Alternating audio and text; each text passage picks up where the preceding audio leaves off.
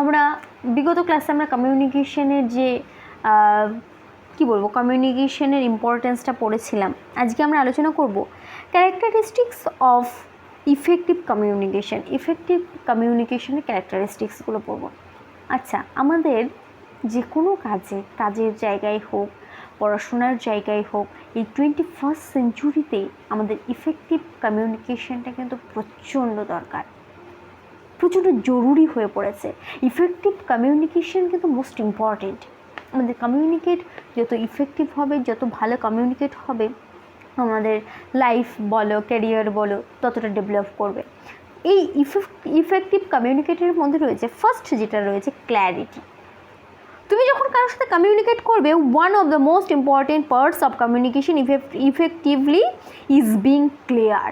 কারোর সঙ্গে যখন কথা বলবে, ক্লিয়ার কথা বলতে হবে, ক্লিয়ারলি বোঝাও, ক্লিয়ারলি বলো, যে কথাটা বলছো ক্লিয়ারভাবে বলো। এটা কিন্তু আমাদের এই 21st সেঞ্চুরির পরে এই বিষয়গুলো আরোটা বেশি ইমপ্রুভমেন্ট হয়েছে, বেশি চলে এসেছে, যে কথাবার্তার সময় আমাদের ক্লিয়ারিটি দরকার, ক্লিয়ার দরকার। We need to have a clear idea of what we want to communicate. আমরা যে বিষয়টা নিয়ে কথা বলতে তার ক্লিয়ার একটা ধারণা। সাপোজ একটা ইনসিডেন্ট বলছি যে I am sorry I have been unable to complete the assignment. I needed extra time to understand the project better. Can I please submit it next Wednesday? এটাতে কি বোঝাচ্ছে যে আমার যে অ্যাসাইনমেন্টটা রয়েছে সেই অ্যাসাইনমেন্টটা এখনও কমপ্লিট হয়নি, আমি এখনও সঠিকভাবে বুঝতে পারিনি বা সেটা আমার আয়ত্তে হয়নি।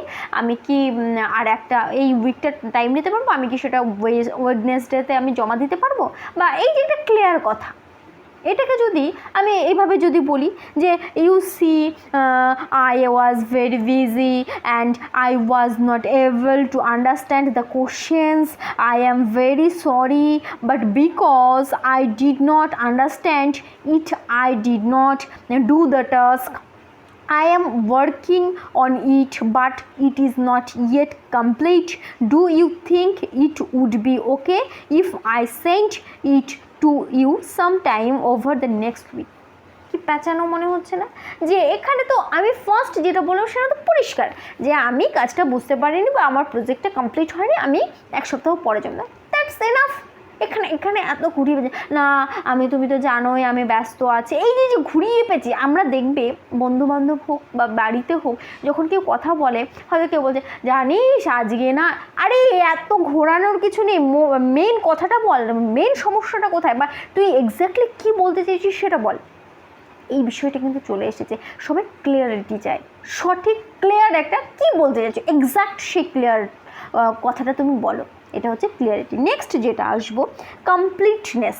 তুমি যে কথাটা বলবে সেটা অবশ্যই কমপ্লিটলি বলো, অর্ধেক কথা নয়। যে can we have a meeting, আমরা কি একটা মিটিং করতে পারি? আরে ভাই, আমরা কি মিটিং করতে পারি মানে কখন করব মিটিং, বা কিসের মিটিং, বা কেন মিটিং, বা কত টাইমে মিটিং হবে, বা সেই মিটিংয়ে কারা কারা জয়েন করছে, সেটা অনলাইন হবে না অফলাইন হবে, না কোন ওয়ার্ক প্লেসে হবে, না কোথায় হবে, কোন টপিক নিয়ে আলোচনা হবে, না কী হবে। জাস্ট আমি যদি বলে দিই, একটা গ্রুপে হয়তো বলে দিলাম can I have a meeting, আমরা কি একটা মিটিং করতে পারি? আরে ভাই কিসের, আমরা তো খেপে যাই না, তখন আমরা রেগে যাই না?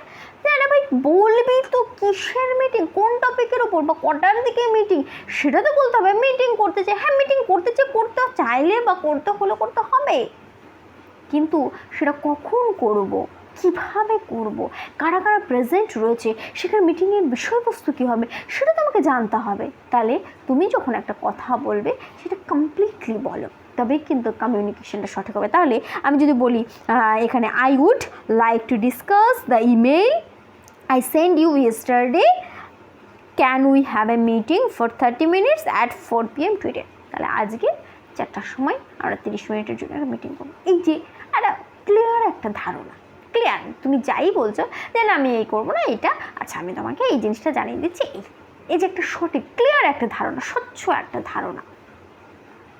তাহলে আমি যদি এখন ঘুরিয়ে পেঁচিয়ে জাস্ট একটু বলে দিলাম আজকে আমরা মিটিং করবো, এটা সম্ভব, বোঝা সম্ভব? সেটা কিন্তু হচ্ছে না। তাহলে অবশ্যই কমপ্লিটলি কথা বলতে হবে, তবে যাকে বলবে তারও বুঝতে সুবিধা হবে, তার কমিউনিকেশনটা সঠিক হবে, কমিউনিকেশনে কোনো ব্রেক আসবে। নেক্সট যেটা লিসনিং, অবশ্যই আমাদের কমিউনিকেশন বলো, যে কোনো স্পিকিং বলো, রিডিং বলো, সমস্ত কিছুর মেইন সবথেকে ইম্পর্টেন্ট লিসনিং।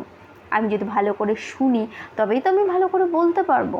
তাহলে কি listening an important part of communication well is listening. তুমি যদি ভালো করে শোনো, কমিউনিকেট কখন ভালো হবে? তুমি কারোর কথায় রেসপন্স করছো, কমিউনিকেট একা একা হচ্ছে না, তুমি কারোর সঙ্গে কমিউনিকেট করছো, কারোর সাথে কথা বলছো, সেই ক্ষেত্রে কে কি বললো, ও কি বলছে, সেই কথাটা তুমি ভালো করে শুনবে, বুঝবে, তারপর না তুমি রেসপন্সটা করবে। তাহলে তুমি যদি তার কথাগুলো নাই শোনো, সে হয়তো দুঃখের কথা বলছে, তার হয়তো খুব কষ্ট বা কোনো একটা শোকাহত কোনো কিছু একটা বিষয় নিয়ে আলোচনা করছে, আমি শুনছি না, আমি হঠাৎ করে হেসে উঠলাম, ও তাই হি হেসে উঠলাম। তাহলে কি আমাকে সঠিকভাবে শুনতে হবে, ভালো কমিউনিকেট করতে হলে কিন্তু আমাকে শুনতে হবে। তাহলে এই রয়েছে আমাদের কমিউনিকেশন। জাস্ট একবার একটু পয়েন্টগুলো বলে দেবো। সেটা হচ্ছে ফার্স্ট হচ্ছে ক্ল্যারিটি, নেক্সট কমপ্লিটনেস, এবং থার্ড হচ্ছে লিসনিং। এই হচ্ছে আজকের আমাদের টপিক। পরবর্তীতে আরেকটি টপিক নিয়ে আমরা চলে আসবো নেক্সট ক্লাসে। আজকের মতো এইটুকুই।